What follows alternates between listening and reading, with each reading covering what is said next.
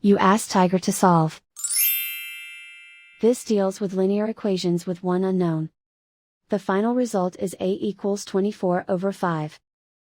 Let's solve it step by step. Swap sides. Group all constants on the right side of the equation. Add 13 to both sides. Simplify the arithmetic.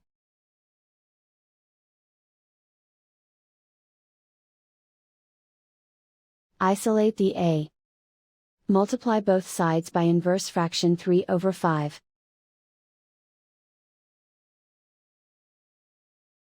Group like terms. Multiply the coefficients. Simplify the fraction. Multiply the fractions. Simplify the arithmetic.